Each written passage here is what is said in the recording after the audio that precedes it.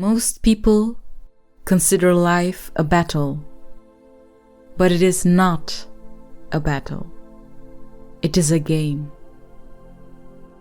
Whatsoever a man soweth, that shall he also reap. This means that whatever man sends out, in word or deed, will return to him. What he gives, he will receive. What man images, sooner or later, externalizes in his affairs.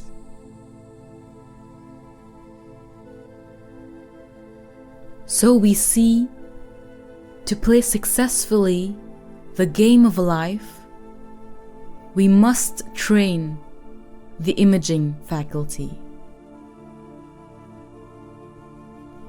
The imagination has been called the scissors of the mind, and it is ever cutting, day by day, the pictures man sees there, and sooner or later, he meets his own creations in his outer world.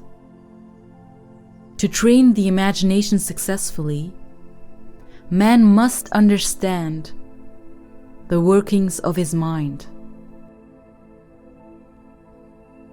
There is a place that you are to fill, and no one else can fill. Something you are to do, which no one else can do. There is a perfect picture of this in the superconscious mind. It usually flashes across the conscious as an unattainable ideal, something too good to be true. In reality, it is man's true destiny or destination, flashed to him from the infinite intelligence which is within himself. Nothing stands between man and his highest ideals and every desire of his heart, but doubt and fear. For fear is only inverted faith. It is faith in evil instead of good.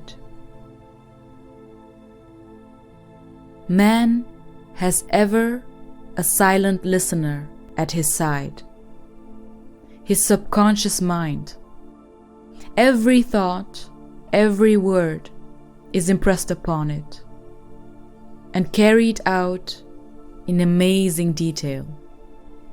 It is like a singer making a record on the sensitive disc of the phonographic plate.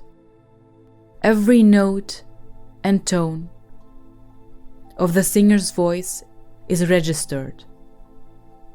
If he coughs or hesitates, it is registered also.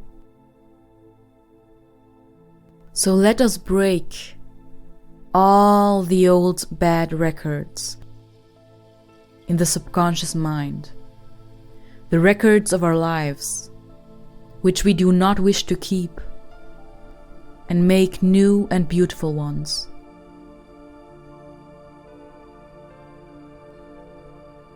We know now that words and thoughts are a tremendous vibratory force, ever molding man's body and affairs. You must act as if you had already received. If one asks for success and prepares for failure, he will get the situation he has prepared for. Man must prepare for the thing he has asked for when there isn't the slightest sign of it in sight. This is the time when one must make his affirmations of truth repeatedly and rejoice and give thanks that he has already received every good and perfect gift is already man's awaiting his recognition. Man can only receive what he sees himself receiving. Every great work, every big accomplishment has been brought into manifestation through holding to the vision.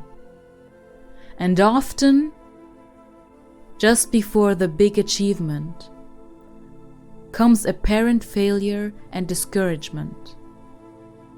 However, the one who knows spiritual law is undisturbed by appearance and rejoices while he is yet in captivity.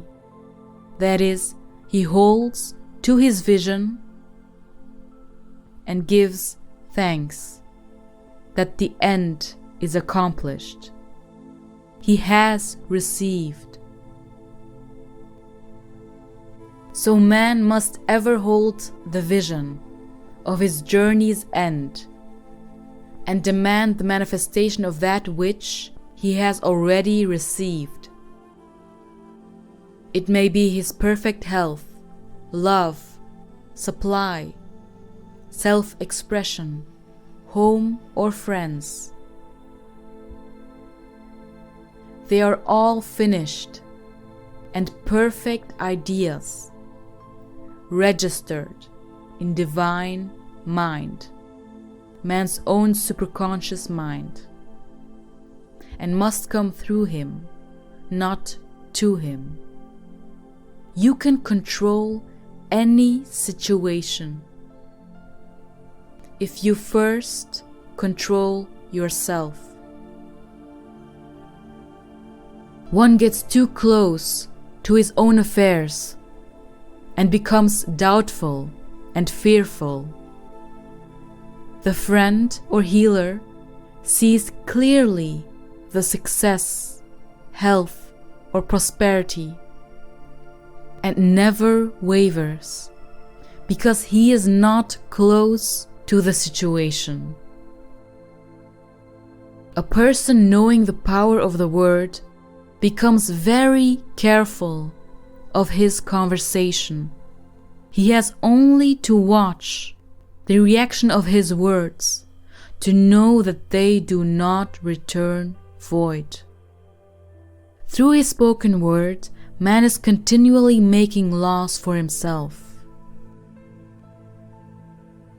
Thus, the invisible forces are ever working for man who is always pulling the strings, himself, though he does not know it.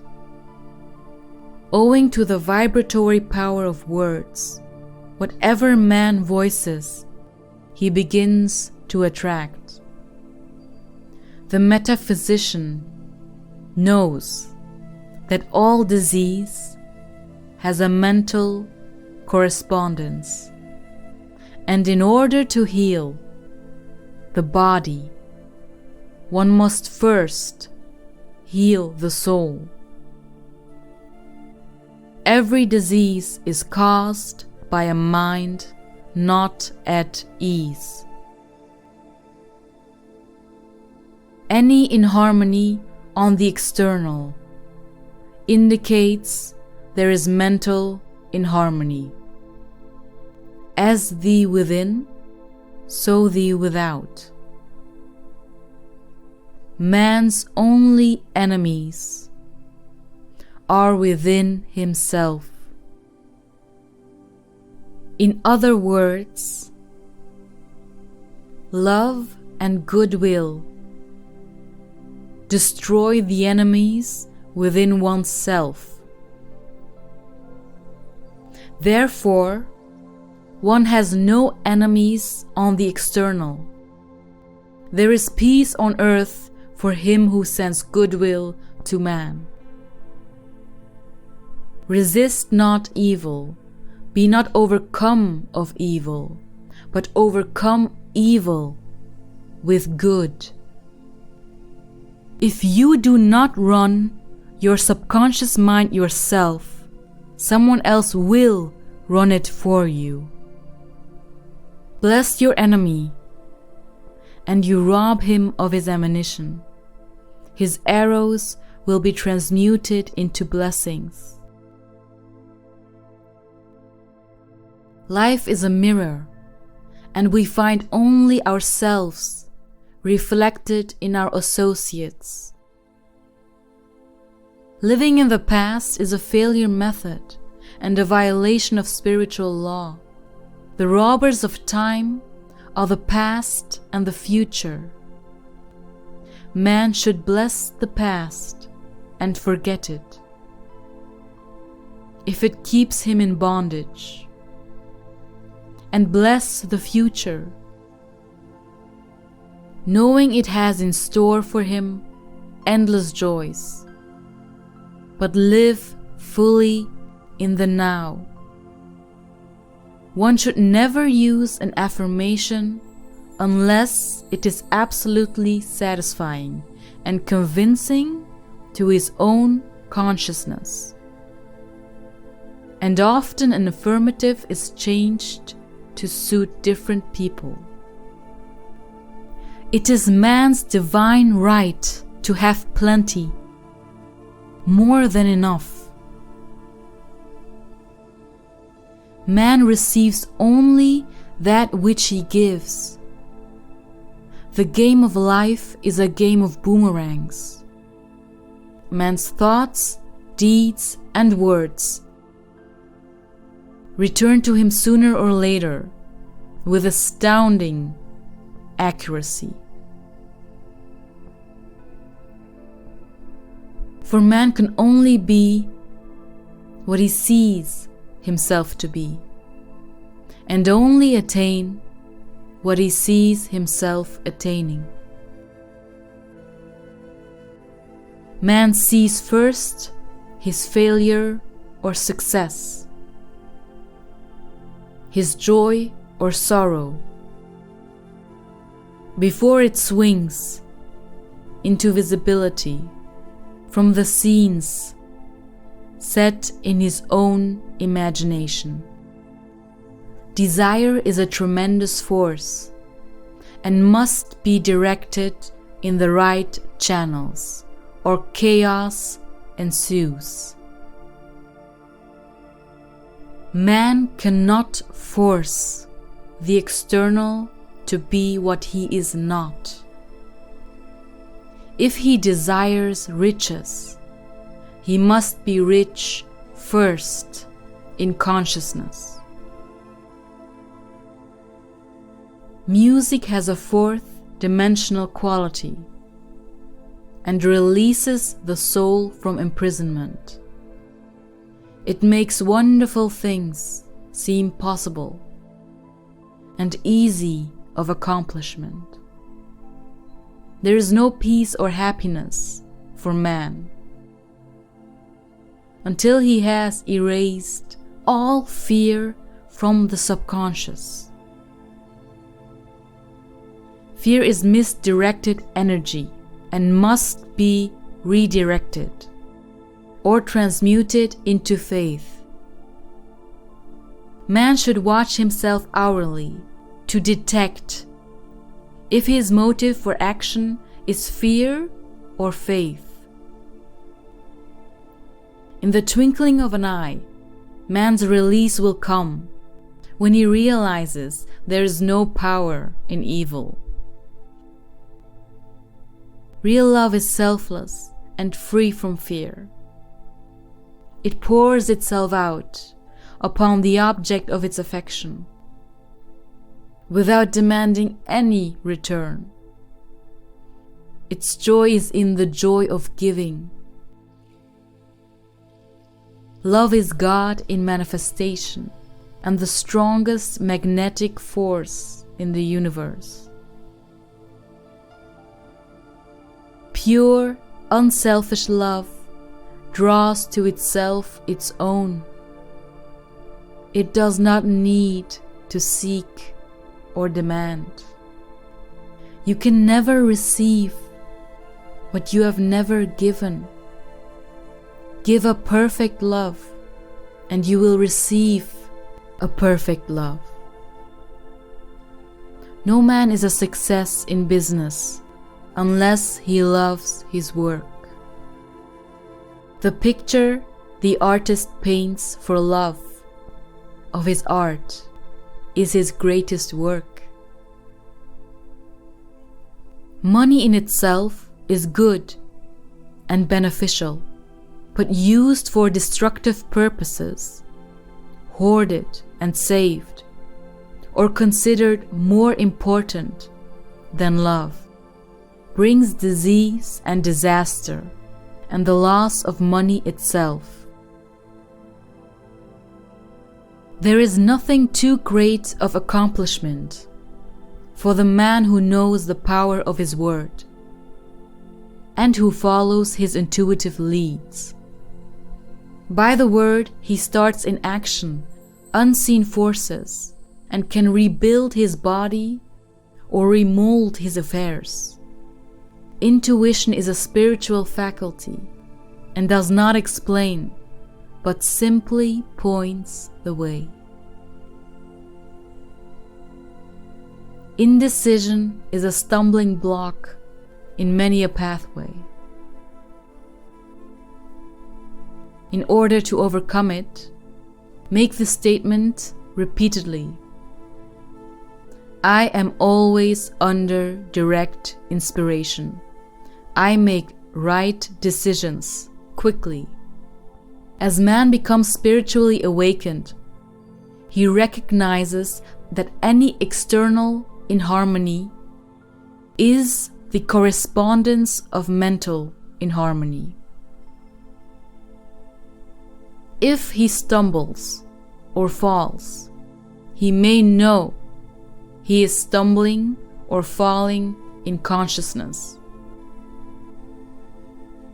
There is for each man perfect self-expression. There is a place which he is to fill, and no one else can fill. Something which he is to do, which no one else can do. It is his destiny. The perfect plan includes health, wealth, love, and perfect self-expression. This is the square of life, which brings perfect happiness. Perfect self-expression will never be labor, but of such absorbing interest that it will seem almost like play. I have been sometimes asked, suppose one has several talents.